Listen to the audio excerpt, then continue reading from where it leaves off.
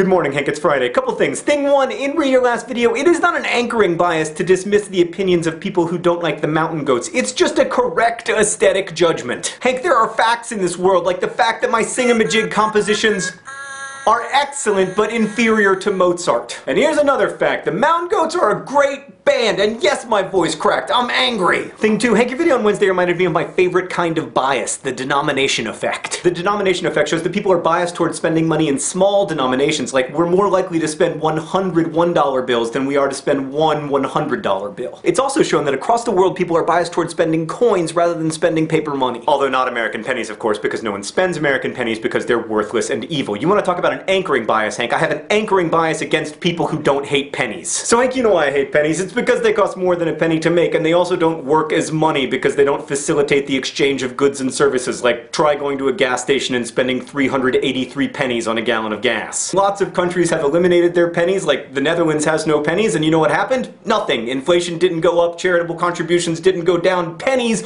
are useless. Also, if we got rid of the penny, it would save the government millions of dollars a year. It's the kind of thing that you would do if you were trying to say cut the budget and you were serious about it instead of just playing political games. Right, I'm getting distracted by my hatred of pennies. The denomination effect does not apply to pennies, but it applies to most coins, you know, coins that have value. Which brings me to the $1 coin. Hank, there are like a billion $1 coins sitting around the United States, but no one ever uses them because people like paper money. But the Nonpartisan Government Accountability Office recently reported to Congress that if we eliminated the $1 bill and introduced $1 and $2 coins, we would save $5.5 billion over the next 30 years. Billion with a B. This is for two reasons. First, it costs a lot of money to print $1 bills. It now costs 9.6 cents per bill thanks to the rising price of cotton. And secondly, the average $1 bill is only in circulation for 40 months, whereas the average $1 coin would be in circulation for like 30 years. And we wouldn't even have to mint any new coins because we already have a billion $1 coins that no one is using. We just need to remove the bills so that people have to use them. And if we did that, people might be slightly inconvenienced for a while, though they seem to have gotten used to it in Canada and Europe. But aside from saving the federal government $5 billion, the denomination effect tells us that people would also spend more money, and consumer spending is the #1 driver of economic growth in America. In short, Hank, there are a lot of hard choices to make, but the denomination effect reminds us that there are also some easy choices to make,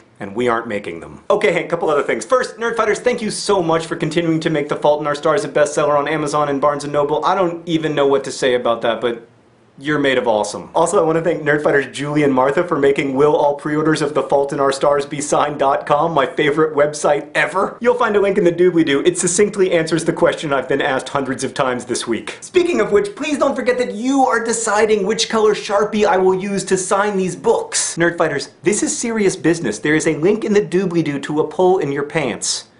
Is not something that people say about serious business. No, but really, I do want to get the color right, so vote. Oh, and don't forget to read the first 6 chapters of The Great Gatsby by Wednesday. I know you don't come on YouTube for homework, but you just got some. Hank, I'll see you on Monday.